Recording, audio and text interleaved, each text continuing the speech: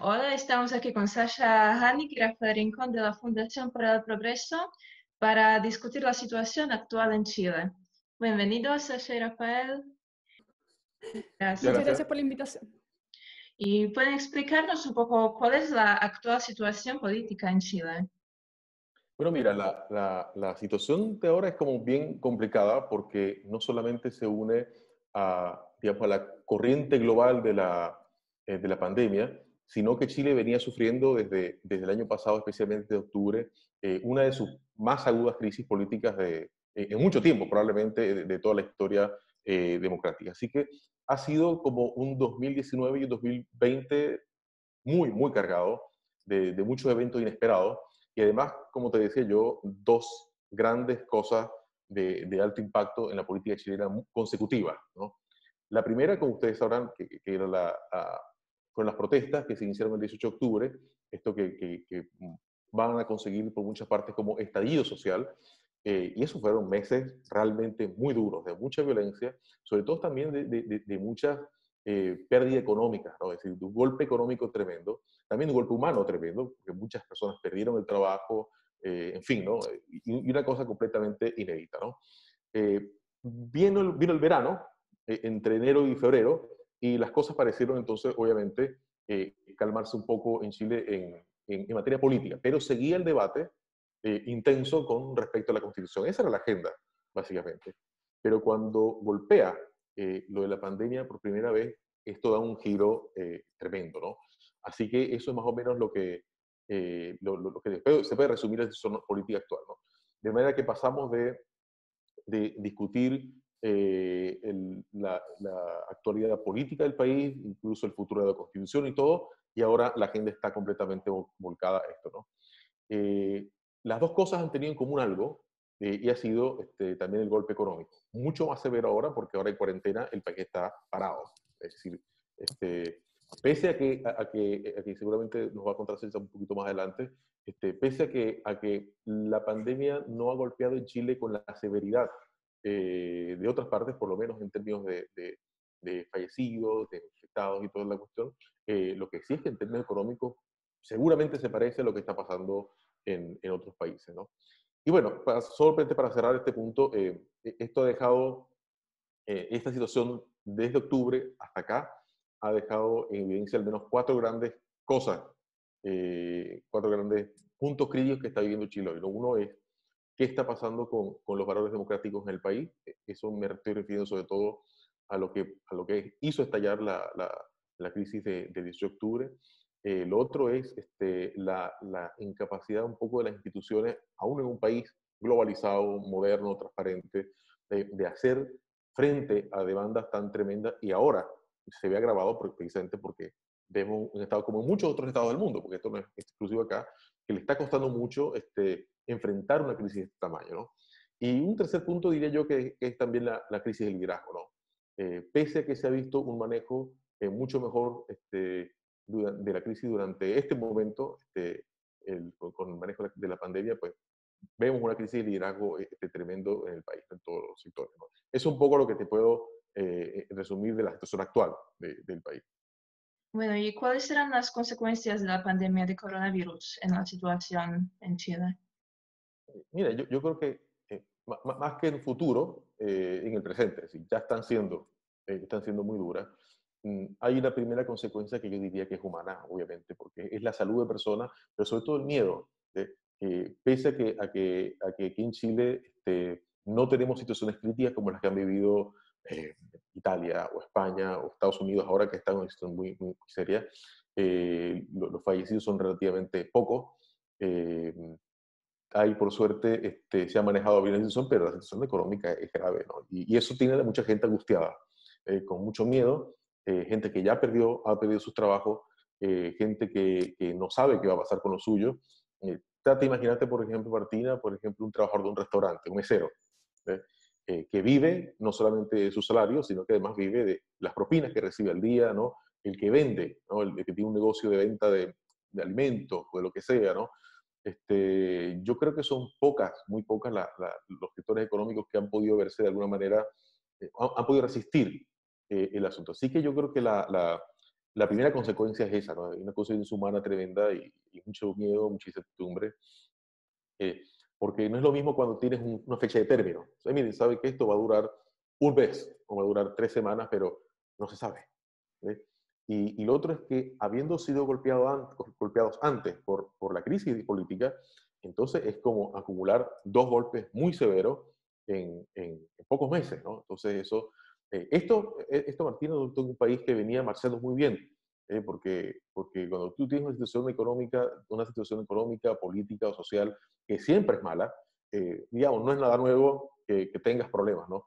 Pero cuando tienes un país que ha venido marchando como las democracias más prósperas de América Latina, estos dos golpes seguidos y ahora la pandemia, bueno, esto lo agrava.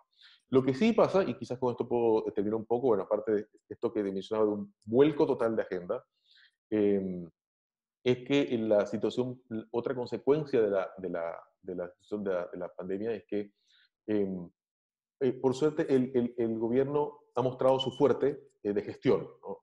El gobierno en Chile tiene una gran debilidad que ha tenido siempre, que es su faceta política, el manejo de los conflictos políticos, pero su mejor faceta es el manejo de los conflictos, de los problemas que tienen que ver con gestión. Así fue en el terremoto en 2010, con un desempeño muy bueno, y aparentemente lo que está ocurriendo ahora es que también el desempeño positivo, ¿no? En Chile tenemos ahora unos poco más de 4.000 infectados por coronavirus. La tasa de mortalidad ha sido baja, de 34 personas, eso es menos del 1%. Es siempre lamentable porque cualquier persona que obviamente muere en esto es una tragedia, pero comparativamente con otros países, pues, está como bien encaminado por lo menos esto, ¿no? ¿Cuánto va a durar? El gobierno tiene previsiones que va a haber una consecuencia a largo plazo en la economía, en la política, en todo, y veremos qué pasa con el plebiscito, porque entonces había quedado el plebiscito de hacerse ahora en abril, dentro de poco se iba a hacer, y todo el mundo estaba en eso, hacerse en octubre, y ahora tampoco saber mucho, ¿no? Y tampoco saber los resultados, porque ahora no sabemos cómo ha golpeado esto las tendencias, las prioridades de las personas. Antes eran, la Constitución, pero ahora las prioridades no sabemos si van a ser las mismas, ¿no? Entonces, eso es un poco las consecuencias que quizás ha tenido esto de la pandemia, sí, en términos muy, muy generales, ¿no? Bueno, gracias, Rafael. Y hablando del plebiscito, Sasha, ¿tú qué piensas? ¿Cuáles serán las consecuencias de este aplazamiento del plebiscito al octubre? Quiero antes retomar algo que estaba diciendo Rafa y algunos puntos que creo que podríamos complementar ahí sobre las consecuencias del COVID-19 y algunos datos que quizás a la gente le puedan ser de interés. Chile no ha optado por una cuarentena total, sino por una cuarentena parcial. Los sectores productivos más importantes de Chile son en general sectores terciarios, servicios, que eso ha sido fuertemente golpeados. Que ya habían sido golpeados antes por claramente el golpe que fue obviamente el estallido social de octubre, y hoy en día ya con un frenazo en términos de actividad productiva terciaria, claramente se ven bien complicados, pero no ha golpeado tan fuerte a todo lo que es exportación y sector minero, que va a tener un golpe en el futuro, porque obviamente va a disminuir la demanda mundial si hay recesión económica en otros países. Para un país que es exportador como Chile, no es tanto la capacidad de producción, sino la demanda por esos productos, ¿no? Y se calcula que más o menos la actividad está en un 70%, o sea, ha disminuido solo en un mes un 30% de la actividad económica, sobre todo este golpe fuerte en sectores de servicio. Pero como no es cuarentena total, sino una cuarentena parcial, en comparación a otros países de la región, tenemos consecuencias económicas distintas. Ahora, ¿por qué no hemos hecho cuarentena total, o no se ha hecho, no ha decidido el gobierno hacer cuarentena total como sí lo hicieron en otros países, como sí se está haciendo en algunos sectores de Europa? Y no tiene que ver tanto con la actividad económica, sino también con la manera de enfrentar, las lógicas para enfrentar la crisis, ¿no? Y ahí hay un tema muy importante que tiene que ver con la estrategia que está usando el gobierno de Chile para enfrentar la crisis, es aumentar de manera drástica el número de testeos. una técnica que han usado otros países en el mundo y países a los que les ha ido bien en el control de la pandemia, como Taiwán o Corea del Sur, y alrededor se están haciendo alrededor de 4.000 test diarios. En 10 días se han hecho alrededor de 50.000. Entonces las consecuencias que está teniendo en comparación a otros países de Latinoamérica son drásticos, claramente, pero no se han hecho en situación de cuarentena total. Y en términos políticos, yo creo que esto le está jugando un papel importante en el refugio de los ciudadanos en las instituciones. Y con esto me refiero a que si uno ve las encuestas de las últimas semanas, en Chile tenemos una encuesta semanal llamada CADEM, que trata alrededor de 700 casos, 2.800 casos al mes. Uno ve una cierta validación institucional, quizás no presidencial y de gobierno, pero sí institucional, que ha ido un poco mejorando en las últimas semanas, como consecuencia de la manera en que estas instituciones han contribuido para el control de la pandemia. Instituciones que incluso habían estado súper cuestionadas el 18 de octubre, como Carabineros de Chile, que sube 14 puntos creo que hoy día, Policía de Investigaciones, Fuerzas Armadas incluso, que están contribuyendo porque para la audiencia que está escuchando esto, Chile actualmente está en estado de excepción constitucional desde hace aproximadamente 14 días y por los próximos por lo menos 70 días, tiene 90 días de estado de excepción constitucional. Y creo que eso es importante porque explica bien este resguardo de la ciudadanía un poco en las instituciones en estos tiempos de crisis, ¿no? Ahora, cuando Italia y España empiezan a ser golpeados, volviendo a tu pregunta sobre el plebiscito constitucional, cuando Italia y España comienzan a ser fuertemente golpeados por lo que es el virus y las consecuencias sanitarias del virus y sobre todo el colapso de los sistemas sanitarios por, obviamente, una curva de contagios muy elevada con un crecimiento exponencial.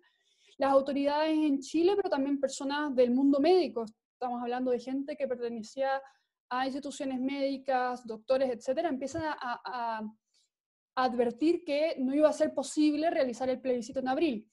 Y ya cuando uno empieza a ver que empieza a restringirse el número de personas, etcétera, finalmente se cancela, viendo la experiencia en Francia, que cancela también sus elecciones locales.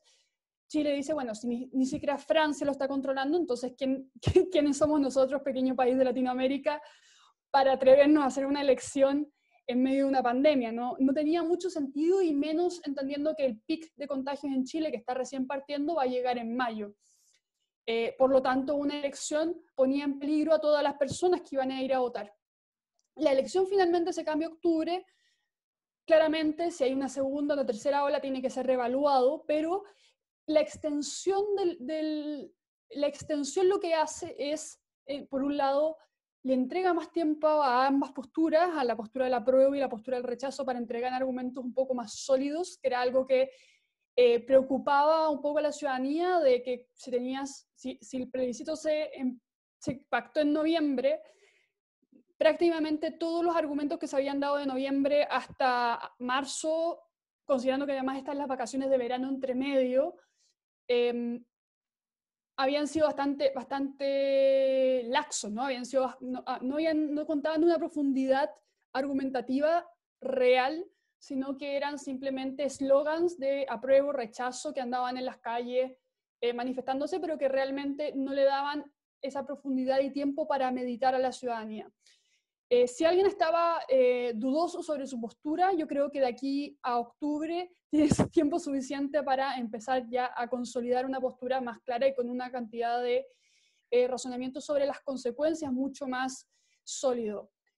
El tema es que efectivamente, si la crisis deja consecuencias económicas muy fuertes, y con esta tendencia que podemos ver ahora de los chilenos acudiendo a las instituciones en tiempos de crisis, es probable que la gente que antes estaba un poco más dudosa quizás vaya a votar rechazo un poco por este miedo, no el miedo al cambio, sino el miedo además de la crisis económica que vas a tener en octubre, que tener esta incertidumbre de 2 años más porque son personas que hoy en día están perdiendo su trabajo, que hoy en día están sufriendo las consecuencias tanto de octubre hasta ahora y de la pandemia, y que si bien pueden querer un cambio constitucional o pueden haber pensado en un cambio constitucional, hoy en día, lamentablemente, estas situaciones de incertidumbre y de miedo se suman, obviamente, a todo este tiempo de anticipación, este tiempo de meditación, y no digo que vaya a ganar una opción u otra, sino que va a haber una situación de 50-50.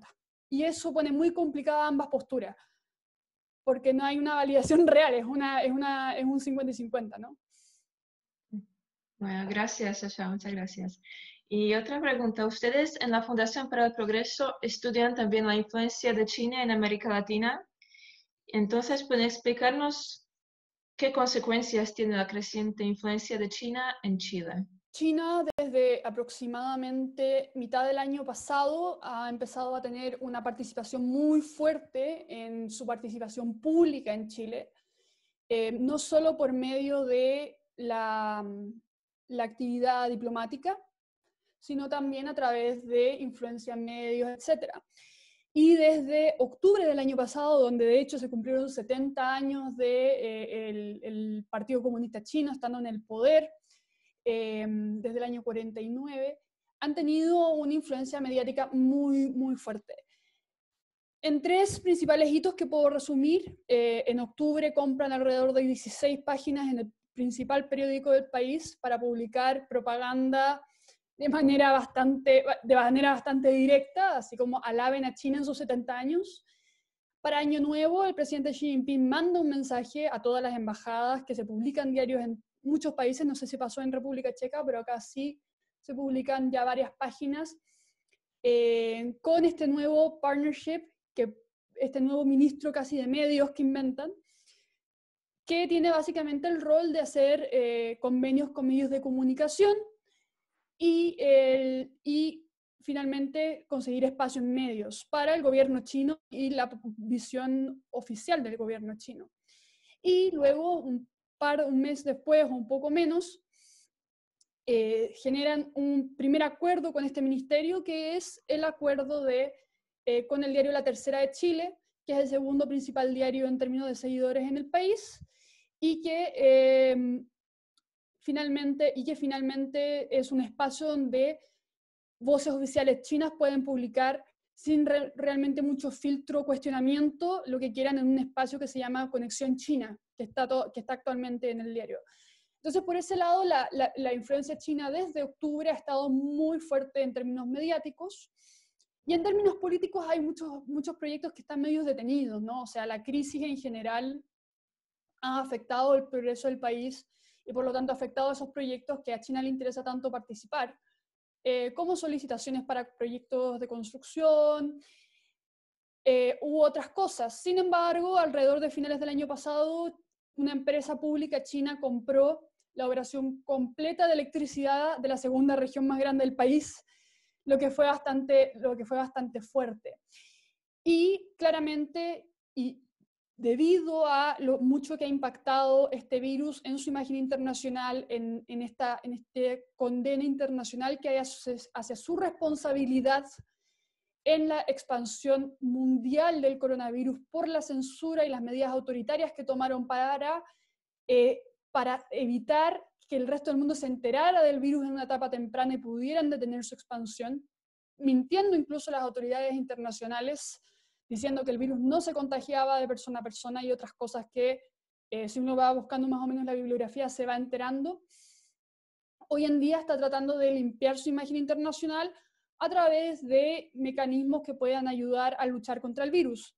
Y por eso el gobierno chino está entregándole a Chile actualmente respiradores, mascarillas y otros implementos de protección, básicamente para decir que son ellos los que están finalmente contribuyendo al control de la pandemia a nivel internacional, cuando sabemos que lo primero o lo más efectivo para haber prevenido la pandemia hubiera sido no censurar a los doctores y expertos en salud pública o personas extranjeras, o incluso el gobierno de Taiwán, que también cuestionó la expansión de este virus los primeros meses. Yo agregaría una cosa muy pequeña a lo que comentabas, Sasha, porque Es muy importante lo que ella dice, cómo también ha cambiado un poco la agenda de China en Chile en los últimos meses, o por lo menos a la vista, ¿no?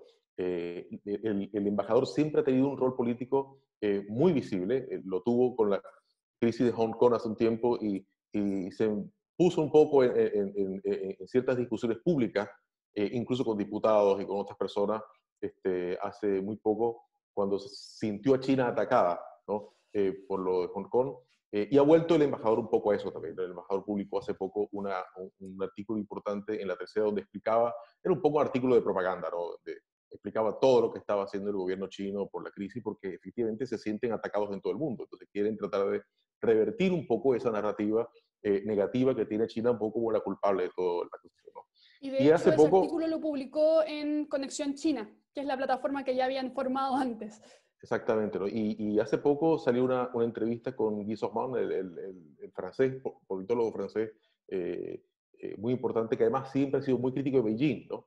Y bueno, obviamente el embajador apareció otra vez públicamente respondiendo muy duro, en términos muy duros, a esta entrevista, y bueno, ahí hubo otra discusión también. Así que la embajada china, como en todas partes del mundo, ha estado muy en la línea de Beijing de tratar de revertir esta narrativa negativa, y aquí no ha pasado algo distinto, sino que ha estado el embajador también, el embajador Xu Bu, su nombre, ha estado muy activo.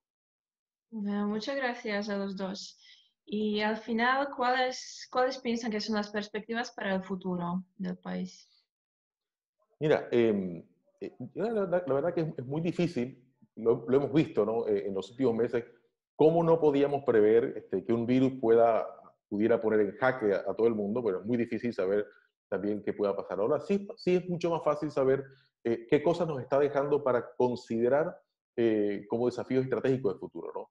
Y de los que Chile no se escapa tampoco. La primera cosa es cómo deja esto en evidencia y cómo deja un poco al desnudo a veces a los líderes de instituciones en el manejo de crisis de este tipo, ¿no? Así que una cosa que seguramente, probablemente, o por lo menos ojalá ocurra, es que en los próximos años se convierta en un gran tema cómo readaptar, cómo actualizar, cómo preparar más a las instituciones, a los líderes para enfrentar este tipo de cosas, ¿no? Eso definitivamente va a tener que ser un tema de los próximos tiempos. Ojalá se abra un debate en cuanto a las instituciones, ¿no? En cuanto a la calidad de los liderazgos también, en cuanto a la cooperación nacional e internacional, que se ha visto una coordinación tremenda en el mundo, y ojalá eso en Chile también se convierta en un tema.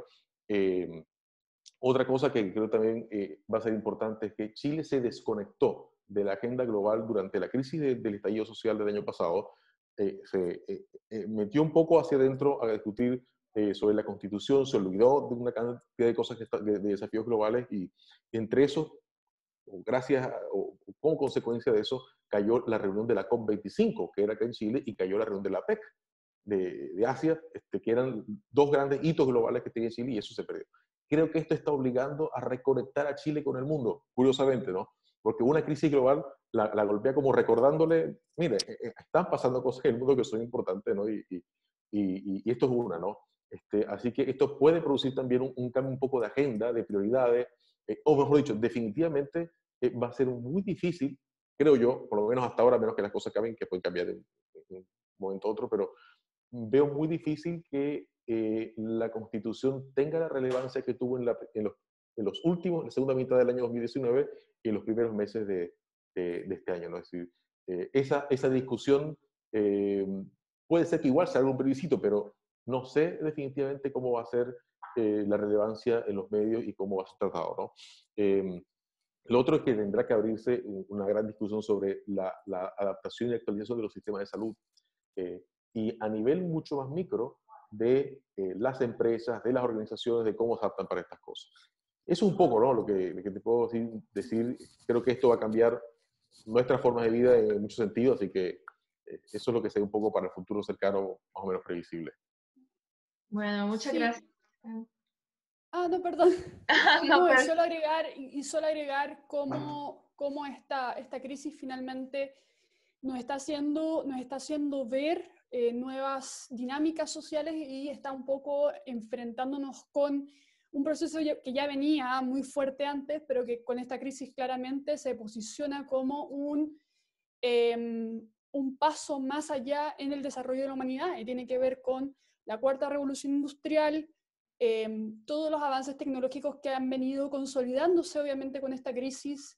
El hecho de que nosotros estemos conversando por este medio demuestra que efectivamente la interconectividad y obviamente los avances tecnológicos en cuanto al teletrabajo y otros mecanismos obviamente de conexión están consolidándose en esta crisis, y quizás la manera en que la gente los vea y que los gobiernos vean estos mecanismos, y no solo con tecnologías de telecomunicación, sino también con otro tipo de cosas como la automatización, medidas de prevención, etcétera, van a empezar a consolidarse una vez que termine la crisis, o simplemente nos podemos olvidar y volver a como estábamos antes, ¿no? Pero, por ejemplo, en el caso de Chile, en 2 semanas o menos desde que comenzó obviamente todo este tema, se empezaron a aceptar de manera muy curiosa leyes que habían estado congeladas varios meses ya en el Congreso, que tienen que ver con, obviamente, toda la infraestructura legal en torno al teletrabajo.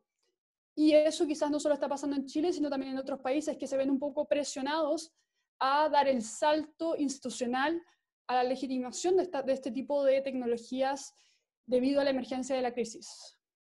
Sí, vale. Muchas gracias a los dos, Rafael y Sasha. Gracias por estar aquí con nosotros. Muchas gracias a Muchas ustedes. gracias, Martina. Gracias. Que estés muy bien.